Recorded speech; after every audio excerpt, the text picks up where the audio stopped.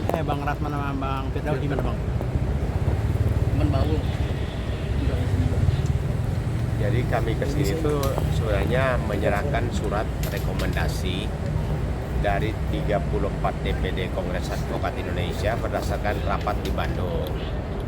Memang suratnya secara resmi baru masuk hari ini, tapi komunikasi dengan pihak mahkamah bahwa kami sudah memberikan rekomendasi pencabutan ya, supaya pasnya Rasman dan Firdaus dibatalkan, sehingga pada tanggal 11 kemarin kan PT Ambon dan PT Banten sudah membatalkan ya. Memang dalam pembatalan SK mereka itu berita acara sumpah mereka ini kan khusus seperti Rasman itu kan kita juga meminta supaya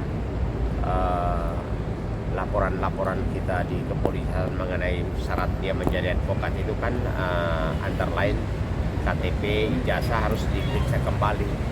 Jadi kami kesini kasih suratnya itu memang sudah disampaikan ke mahkamah. Ya, suratnya diterima oleh Pak Bandi langsung sendiri. Jadi tadi kami juga mendengar bahwa suratnya juga dipegang oleh Humas juga. Ya, jadi penyerahan dokumen-dokumen itu kan dalam rangka pencabutan atau pembekuan pas dari dua orang itu, Rasman dan Firdaus. Ya, itu saja. Jadi penyerahan surat-surat itu, dan Mahkamah Agung kan sudah mengeluarkan keputusan melalui Pengadilan Tinggi Banten dan Ambon bahwa kedua orang itu dilarang beracara di seluruh pengadilan. Dan itu harus ditafsirkan juga bahwa termasuk melakukan litigasi advokasi di kepolisian, di semua instansi ya, yang kalau berperan sebagai advokat ya, karena tidak mungkin mereka diterima di kepolisian ya, di Mahkamah Konstitusi atau dimanapun, karena kalau setiap orang bersidang kan ditanya statusnya sebagai advokat, tentu harus ada dokumen pengangkatannya atau penyumpahnya ya. Jadi tadi kita dengar sendiri dari jubir Mahkamah Agung mengumumkan melalui wartawan bahwa mereka dinyatakan pembekuan permanen. Ya. Mungkin satu lagi Bang, apakah pemecatan ini oknum advokat itu salah satunya ada tekanan dari masyarakat? Oh, bukan tekanan, ini begini ya. Dalam pertimbangan surat kami dalam rekomendasi itu karena pertama, perilaku dia itu tidak sesuai dengan undang-undang. Teman-teman bisa baca dalam Undang-Undang Nomor 18 2003 di pasal 4. Ketika orang melakukan penyumpahan, itu ada satu kalimat bahwa harus memberi rasa hormat kepada semua aparat penegak hukum. Itu sesuai undang-undang. Jadi kalau seorang advokat bertindak bertentangan dengan perilaku advokat itu sendiri, tidak memberikan artinya hormat kepada semua instansi penegak hukum, apalagi itu di pengadilan, maka itu bukan ciri khas seorang advokat. Ciri khas advokat itu berbeda pendapat, berdebat, dan boleh menyampaikan dengan cara yang benar atau santun. Atau kalau misalnya tidak puas, ada saluran-saluran yang bisa dilakukan. Gitu. Jadi ada mekanismenya untuk menyampaikan keberatan, protes atau apapun. Ya toh? Jadi setiap orang yang menyampaikan keberatan ya ada salurannya, sehingga dalam lafal sumpah yang dilakukan setiap advokat di pengadilan tinggi itu di alinea ketiga itu berbunyi harus memberikan ya hormat kepada aparat penegak hukum, sesama penegak hukum. Itu ada itu. Jadi dengan cara dia melakukan itu kan sudah melanggar sumpah itu sendiri ya. Begitu. Terus bagi OA sendiri ini sebenarnya alasannya apa? Apakah hanya dari DPD aja ataukah ada? Begini, ini kan sudah meresahkan. Perbuatan dia ini kan sudah meresahkan ya. Pertama, meresahkan masyarakat akan menilai negatif bahwa itulah profesi advokat, apakah seperti itu. Kedua, semua DPD di Kongres Advokat Indonesia merasa terganggu bahwa dengan satu orang ini sudah sangat merugikan. Jadi maka ketika acara kongres di Bandung sebenarnya tidak diagendakan, tapi karena keresahan itu cukup terasa, maka diadakan rapat khusus untuk membahas mengenai perbuatan saudara Firdaus ini, sehingga diputuskan bahwa dia melanggar anggaran dasar dan harus diberhentikan. Bang, dan terkait yang kisruh kemarin di PN itu kan Bang Ran itu kan dia kan bertindak itu berdasarkan apa yang dia nggak suka ya itu ya untuk argumennya. Kok bisa sampai sefatal itu dicabut Bas juga? Loh iya, karena perbuatan kan tidak menunjukkan perilaku seorang advokat di ruang sidang. Bagaimana seorang advokat, meja yang tempat kita gunakan untuk bersidang, dia injak-injak. Lalu dengan keterangan saya ahli kungfu, lalu belakangan dia bilang saya tidak tahu siapa angkat kaki saya taruh di atas. Keterangannya kan berubah-ubah. Dan bukan hanya naik tapi mondar-mandir kan. Itu kan artinya dia tidak menghormati tempat itu.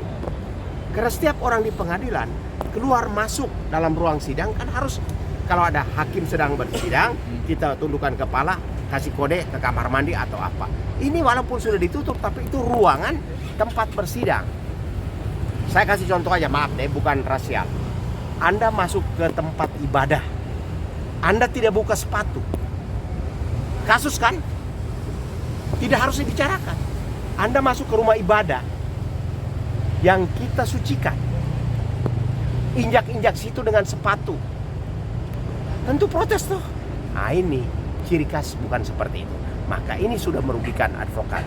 Jadi kita kasih analogi aja, tempat ibadah, orang masuk tidak buka sepatu, tentu orang akan protes. Ini di ruang sidang dia naik injak-injak. Nah ini contohnya ya. Nah Bang, itu kan tadi yang Abang jelaskan terkait aksinya Bang Firdaus ya. Lantas bagaimana dengan aksinya Bang Rasman yang gebrak-gebrak meja hakim? Sama, apalagi dia teriakin hakim-hakim itu koruptor, koruptor, koruptor. Ini kan urusan lain. Setiap orang pasti punya masalah, tapi tidak boleh digeneralisir. Semua profesi ada catatnya. Entah maaf nih, hakim, jaksa, pengacara, tapi semua orang dituding koruptor, koruptor. Kan nggak boleh dong. Semua ada mekanisme, katakanlah dia sebut Jarov koruptor atau putusan hakim di Surabaya koruptor. Semua kan ada mekanismenya, pertanggungjawabannya kan pribadi. Tidak boleh digeneralisir semua hakim, semua jaksa, semua pengacara. Tergantung kepada masing-masing. Berarti itu juga bisa dikatakan itu fatal Bang Eda. Fatal dong, dia tuding hakim koruptor, hakim koruptor. Lah, hakim yang bersidang itu dia masalah apa? Tidak ada masalah kan? Katakanlah ada 1-2 hakim ya, seperti di Surabaya. Itu kan dia sudah diberikan apa? Proses hukum, pertanggungjawabannya sudah dijalanin. Kenapa dia menyamaratakan semua hakim? Itu kan nggak boleh ya. Dan bahkan juga kemarin juga kabarnya kan dia sampai mau ngajuin ke Komisi 3 DPR ya terkait bantahannya ke Partai Golkar itu. Gimana Bang tanggapan Bang? Ya silakan saja, silakan saja.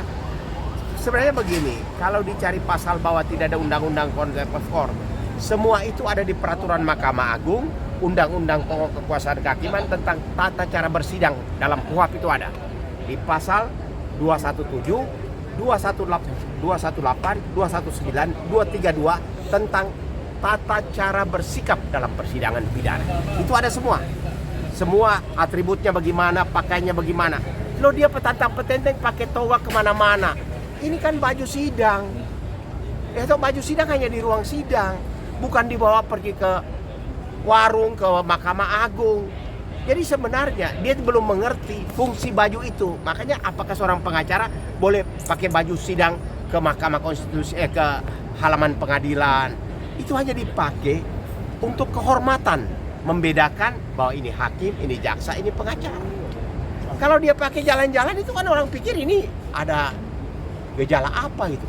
Bang, apakah itu bisa dikatakan bahwa saya ini pengacara loh gitu loh? Pengacara itu tidak harus memamerkan diri pakai toga kemana-mana. Dengan you pakai baju sidang, baju toga di pengadilan, orang tahu Anda pengacara. Di luar itu Anda pakai baju kaos santai aja juga orang tidak akan permasalahkan. Jadi dia tidak tahu penempatan baju sidang itu sendiri, dipakainya di mana. Baju sidang itu hanya dipakai di persidangan, ya, sesuai peraturan Menteri Kehakiman tahun 86.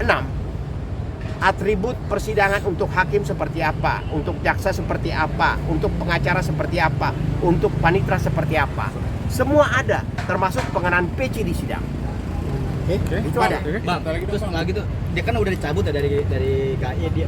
Begitu setelah ada KI sih Firdaus, tapi diambil oleh OA lain, Bang.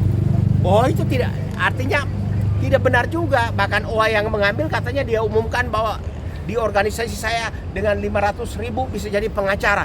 Lah, pendidikannya saja sudah 5 juta. Biaya sumpah berapa? Magangnya berapa? Ini memang keluarkan izin OA apa syaratnya? Apalagi OA yang dia masuk itu OA yang katanya di Ambarawa, dan kalau OA itu baru terbentuk 2024, kapan dia mendidik orang magangnya? Gitu. Jadi Ya, tidak bisa. Menurut kita sangat menyedihkan ya.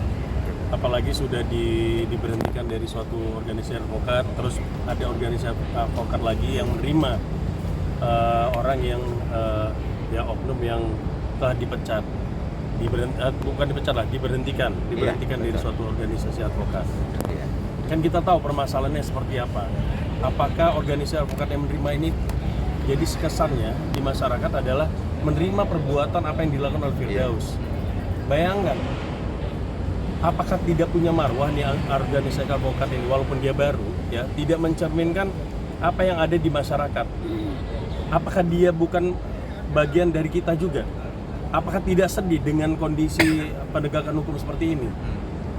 Bagaimana seorang advokat bisa berdiri di atas meja sidang? Jadi ini bukan masalah ini harus disidangkan kode etik atau seperti apa. Pelanggarannya sudah terlalu besar. Jadi tidak perlu lagi dipanggil. Bagi Kongres Advokat, ini adalah pelanggaran yang sangat besar. Mencederai rasa profesionalisme, rasa melanggar kode etik dalam advokat sendiri. Jadi tidak perlu lagi dipanggil. Itu yang selalu dipertanyakan, kenapa kok KAI itu tidak perlu memanggil. Loh, setiap pelanggaran advokat di Kongres Advokat Indonesia, jika ada kesalahan itu kita bawa. Tetap ada sidang kode etik, ada sidang kode etik dan tetap diperiksa. Tapi untuk kasusnya Firdaus ini tidak perlu lagi diperiksa, karena udah jelas. Bayangin bagaimana sakit hatinya saat ini ya, hakim-hakim yang di seluruh Indonesia. Itu kita dapat terima panggilan terus. Kenapa waktu itu pada saat kongres akhirnya diputuskanlah dia ini langsung diberhentikan? Karena memang sudah merusak tatanan dan merusak harga diri seorang advokat. Kita sendiri sebagai advokat malu atas perbuatan. Nah itu juga kan kabarnya kan malam yang katanya dipecat, subuhnya udah masuk Nah lagi. itulah, Gimana, makanya sangat disayangkan ada organisasi advokat yang maksudnya malah menawarkan diri dia menjadi ketua kalau salah ya. Jadi ketua. Bagaimana gitu loh. Sementara ini kan udah mencederai seluruh advokat. Kalau kita bilang rasa kehormatan kita itu sudah tercederai oleh perilakunya dia. Nah, Bang Betul kembali ke Bang, tanya dong. Ada nggak sih Bang standarisasi untuk ngebangun OA Bang? Tidak ada regulasi. Maksudnya standarisasi berapa tahun bisa kebentuk? Jadi begini, ini masalahnya perpecahan organisasi ini yang terjadi karena setiap orang bisa membentuk organisasi, bikin akte, didaftarkan di Menkumham, melakukan pendidikan dan diterima oleh pengadilan tinggi. Mungkin kedepannya harus dipikirkan bahwa harus ada standar organisasinya. Misalnya organisasi A yang menjadi organisasi advokat harus mempunyai cabang di seluruh Indonesia minimal. Okay. Dan harus diverifikasi oleh kementerian misalnya, sehingga dia punya legalitasnya kuat. Tapi kalau satu organisasi dibentuk di Ambarawa yang dimasuk oleh Firdaus ini, Isinya 50 orang misalnya. ya, isinya 30 orang, hanya satu Ambarawa itu saja. Lalu menjadi advokat lewat organisasi dia 500.000. Mana bisa begitu? Jadi kedepannya pemerintah harus ambil alih bahwa harus ada regulasi untuk menjadi organisasi yang menyelenggarakan pendidikan, pelantikan, penyumpahan. Misalnya dia harus memiliki cabang di seluruh provinsi. Ya, lalu pengurus minimal sudah berpraktek di atas 20 tahun. Tapi kalau yang baru keluar mau bikin organisasi, dia rekrut menjadi lahan dia untuk ujian-ujian. Itu kan tidak benar. Makanya contoh seperti yang ini, satu keluar ditampung padahal dengan dikatakan dengan modal 500 jadi pengacara.